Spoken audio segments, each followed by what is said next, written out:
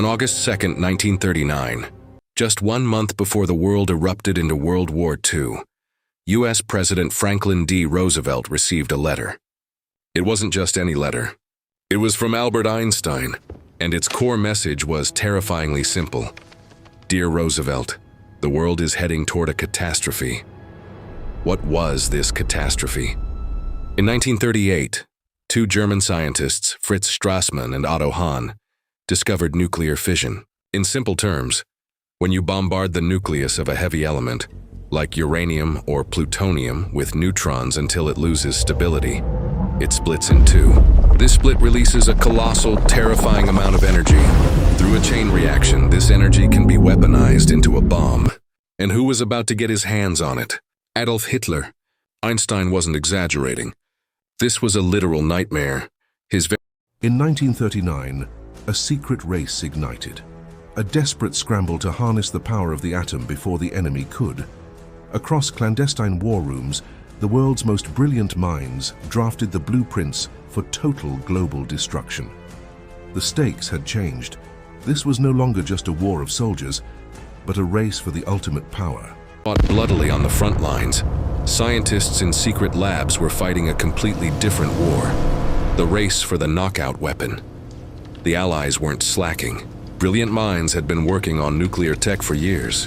Take Ernest Lawrence, the American physicist who won the Nobel Prize in 1939 and invented the cyclotron. But there was a massive bottleneck. Their efforts were completely scattered. You had geniuses working in isolation across America, Canada, and Britain, with zero coordination. Meanwhile, on the other side, Nazi Germany's nuclear efforts were streamlined and unified. Everything changed in 1941 after the Japanese attack on Pearl Harbor dragged America into the war. In 1942, Roosevelt made a definitive move. He consolidated all Allied scientific efforts into a single, massive, top-secret operation, the Manhattan Project. The idea: to unite over 100,000 scientists of different nationalities and specialties into one unstoppable front. And despite being named after its first office in downtown New York, the project had nothing to do with the bustling city. It was hidden away in the most remote, heavily guarded corners of the world, like the barren deserts of New Mexico. Leading this army of geniuses was an American physicist named J. Robert Oppenheimer. Ever since his childhood, Oppenheimer was eccentric, to say the least. His colleagues described him as an isolated genius who practically lived in libraries. Once he mastered theoretical physics, he didn't stop. He went on to study Hindu philosophy, classical literature, and ancient languages.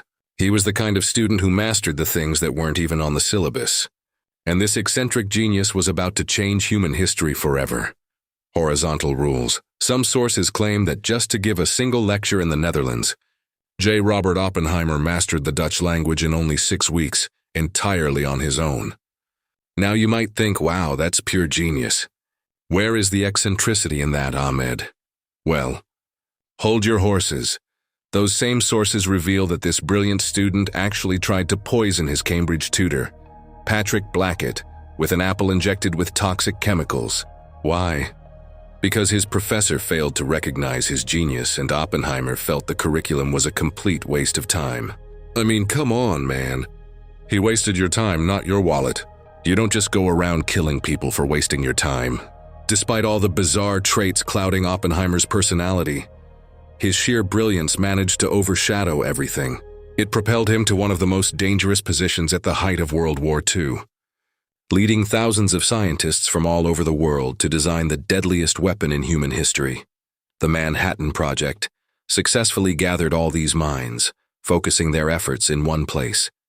But from the US government's perspective, this was a massive security nightmare. Imagine, my friend, having a secret known by over 100,000 people, including the scientists, their wives and children, and your job is to keep that secret safe. And we're not talking about a silly little secret of yours. This is the secret of the atomic bomb. This paranoia forced authorities to implement brutal security measures. For instance, at the main laboratory in Los Alamos, New Mexico, scientists were forced to use aliases. No one was allowed to know their colleagues' real names, just in case someone decided to leak information.